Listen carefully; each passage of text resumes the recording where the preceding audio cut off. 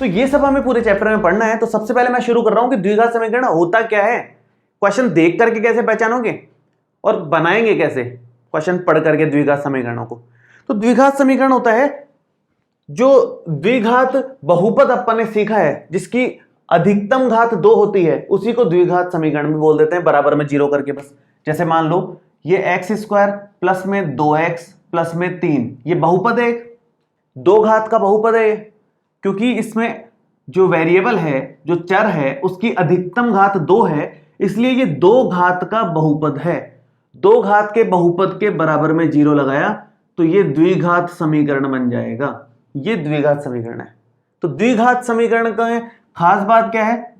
द्विघात समीकरण में खास बात यह है कि चर की अधिकतम घात जो है, चर की अधिकतम घात 2 होनी चाहिए।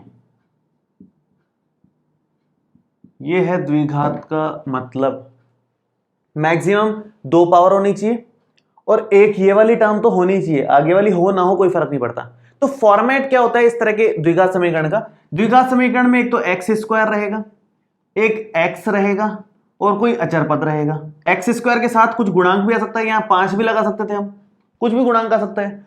तो एक्स स्क्वायर के साथ ए लिख लो, एक्स के साथ भी कुछ गुणांक आ सकता है, माइनस में भी आ सकता है, माइनस लगा के लिख लो भले, कोई फर्क नहीं पड़ता, प्लस माइनस कैसा भी आ सकता है। तो b लिख लो उसके साथ, इसका गुणांक को a मान लेते हैं, इसके गुणांक को b मान लेते हैं और लास्ट वाले के गुणांक को, मतलब ये तो अचर ही है पूरा, इसको c मान लेते हैं, बराबर में 0। ये फॉर्मेट है द्विघात समीकरण का, ये फॉर्मेट है द्विघात समीकरण का। इस तरह के दिखेंगे द्विघात समीकरण। यहां पर एक बात बस ध्यान देने की है कि a not equal to 0, a 0 के बराबर नहीं हो सकता। बाकी b और c तो 0 भी ले सकते हो आप, या कोई भी वास्तविक मान जो आपके दिमाग में आए वो ले सकते हो a b c के, बस a को 0 मत लेना। बाकी कुछ भी लो, कैसे भी मान रखो, अंडर रूट में भी रखोगे तो भी चलेगा। जैसे मान लो अगर मैं यहां रखूं अंडर रूट में 3x स्क्वायर प्लस में 2x माइनस में 5 बराबर 0, ये भी द्विघात समीकरण है, कहीं कोई दिक्कत नहीं है।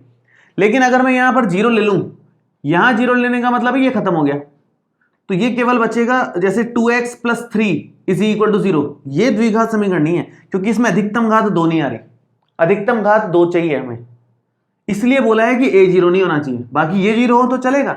जैसे मान लो 3x स्क्वायर प्लस में 5 बराबर 0 हो, चलेगा, कोई दिक्कत नहीं है। अधिकतम घात 2 है, यहां पर a का मान 3 है, b का मान, यहां a का मान मैं लिख देता हूं 3 है, b का मान 0 है, क्योंकि x वाला पद है ही नहीं, x वाला पद नहीं है मतलब b 0 है, 0 है तभी तो इसने 0 बना दिया सारा का सारा, इसलिए वो नहीं है।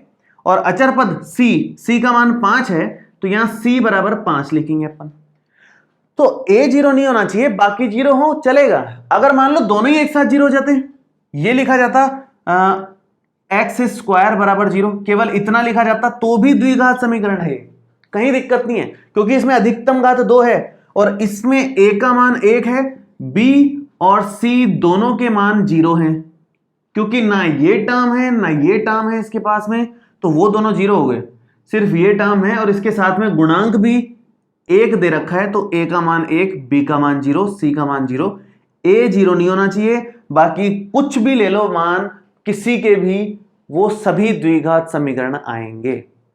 ये कहानी है। अगर ऐसे होता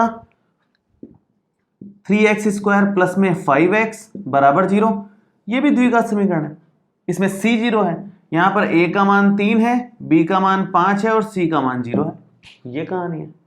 a 0 नहीं होना चाहिए, बाकी a का भी कोई भी मान ले लो, कोई चलेगा, b और c के तो कुछ भी मान ले लो, 0 भी ले लोगे तो भी चलेगा, तो उसको द्विघात समीकरण बोलते हैं। तो मेन बात यह है कि ये है पैटर्न द्विघात समीकरण का, ये हमें याद रखना है, ax square plus bx plus c बराबर 0, जिसमें a नॉट इक्वल टू 0, ये साथ में याद रखना है अपने को, कॉमा लगा करके, a नॉट इक्वल टू 0, ये द्विघात समीकरण है।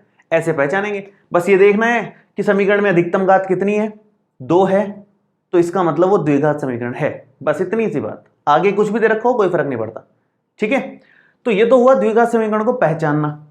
अब द्विघात समीकरण बनाना कैसे है प्रश्न पढ़ करके, तो हमारे उदाहरण नंबर 1 में 2 पार्ट दे रखे हैं, उसमें प्रश्न पढ़ करके द्विघात समीकरण बनाने का तरीका बता रखा है।